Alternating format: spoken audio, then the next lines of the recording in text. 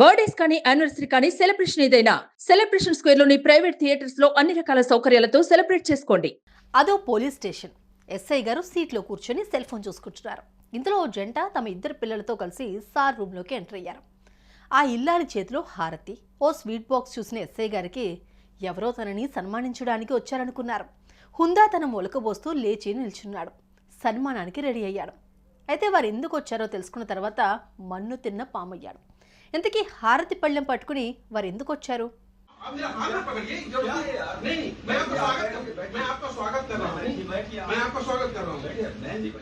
ఇది ఎక్కడన్నది తెలియలేదు, కానీ మొత్తానికి ఉత్తర భారతదేశంలోని ఓ పోలీస్ స్టేషన్ అని మాత్రం అర్థమవుతోంది. ఉదయాన్నే ఆ స్టేషన్ ఎస్ఐ సార్ వచ్చి కుర్చీలో ఆసీనులయ్యారు. ముందు రోజు సంపాదన ఎంత, ఈ రోజు ఎంత టార్గెట్ అన్న ప్లానింగ్ చేసుకుంటూ కూర్చున్నారు. అదే సమయంలో ఓ భార్యాభర్త తమ ఇద్దరు బిడ్డల్ని వెంటబెట్టుకుని ఆయనున్న రూమ్లోకి చేరుకున్నారు. ఆమె ఓ చేతిలో హారతి పళ్ళెం ఉంది, మరో చేతిలో స్వీట్ బాక్స్ ఉంది, ఆయన చేతిలో పూలమాలలున్నాయి. గుడ్ మార్నింగ్ సార్, మంచిగున్నారా? చాలా కాలమైంది మిమ్మల్ని చూసి. బహుశా మీకు గుర్తు కూడా ఉండుండదు. ఏం లేదు, మీకు పూలమాల వేసి కర్పూర హారతిచ్చి పూలమాలతో సత్కరించాలని వచ్చాం, స్వీకరించండి అంటూ ఆ ఇల్లాలు అన్న మాటలు విని ఆ ఎస్ఐ గారికి వాళ్ళు ఎందుకలా చేయాలనుకుంటున్నారు ఇసుమంతా కూడా అర్థం కాలేదు.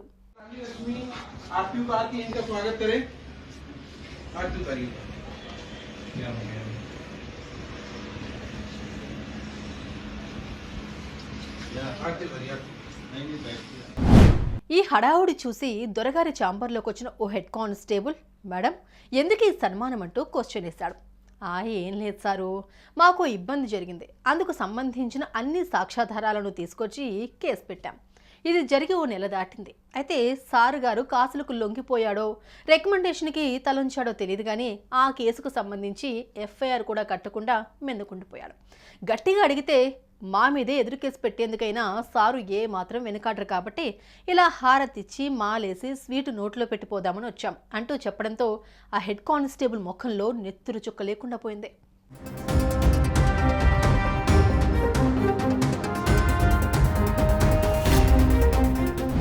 అప్పటిదాకా డైలమాలో ఉన్న ఎస్ఐ గారు ఈ మాటలు వినడంతో డంగైపోయారు. దెప్పి పొడుపులనే చెప్పుతో కొట్టేంత పని చేసేందుకు వచ్చారని గ్రహించేశారు. ఆ వెంటనే గెట్అవుట్ ఫ్రమ్ హియర్ అంటూ గర్జించారు. అతని అరుపులతో అక్కడికి వచ్చిన చిన్నారులు గజగజా వణికిపోయారు. ఇంత జరిగినా సారీ, ఏదో పొరపాటు అయిపోయింది, మీకు న్యాయం చేస్తా అంటూ ఒక్క మాట కూడా అనకుండా తమ మీద దౌర్జన్యానికి దిగేందుకు ప్రయత్నించిన ఎస్ఐ గారి తీరుకు కన్నీటితో ఆ రూమ్లోంచి బయటకొచ్చారు. ఇంతేలే, నిరుపేదల బతుకులు అవి ఏనాటికి బాగుపడిన అతుకులు అనుకుంటూ మెల్లగా తమ ఇంటి వైపు కదిలారు.